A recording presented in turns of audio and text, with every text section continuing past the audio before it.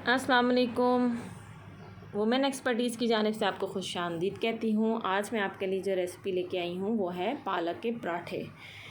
Video मेरी पूरी देखिएगा और मेरे चैनल को सब्सक्राइब कीजिए और लाइक भी कीजिए और बेल आइकन को भी दबा दीजिए ताकि मेरी नई वीडियो आप तक सबसे पहले पहुँच सके। चलें शुरू करते हैं। बिस्मिल्लाहिर्रहमानिर्रहीम। आलू पालक का सालन हमारे घरों में बन जाता है। बच्चे इतने शौक़ से खाते नहीं हैं। जो बच जाता है तो अब हम इसका क्या करें, उसको हम मैश कर लेते हैं और उसका मैं आज आपको भरे हुए पराठे बनाना बताऊंगी।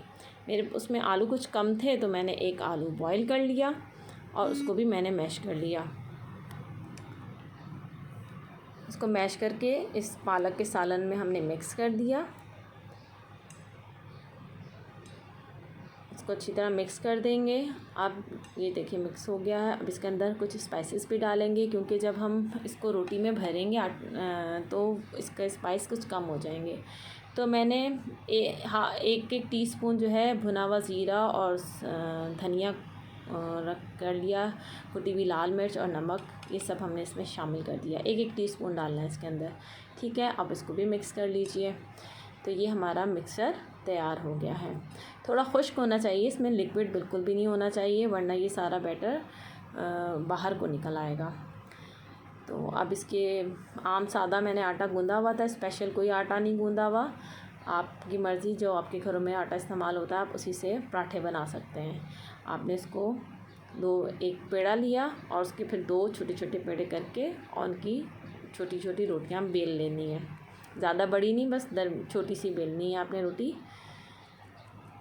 थोड़ा सा खुश्का लगाया ताकि नीचे चिपके नहीं। अब इसके ऊपर जो हमने मिक्सचर तैयार किया था पालक का और आलू का, वो हम इसके ऊपर लगा देंगे। अच्छी तरह सारी तरफ फैला दें और थोड़ा सा खुश्का इस पर लगाया और इसको अच्छी तरीके से पैक कर दिया। हाथों की मदद से दबा दें ताकि इसकी फिलिंग बाहर को ना आए और इसको हम बेलेंगे। बेल के जो अगर इसमें कुछ लम्स भी आलू के रह जाते हैं वो भी निकल जाते हैं। ठीक है, इसको अच्छी तरीके से बेल लें और मीडियम फ्लेम पे हम इसको पकाएंगे। ज़्यादा तेज़ आग पे नहीं पकाएंगे इसको।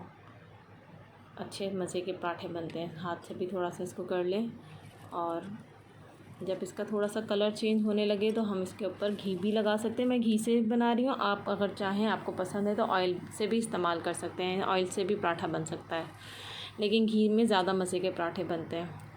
अब साइड चेंज कर दी हमने इसकी। 2-3 दफ़ा इसकी साइड चेंज करेंगे। एक साइड अच्छी तरह पक जाएगी तो फिर दूसरी साइड चेंज कर देंगे।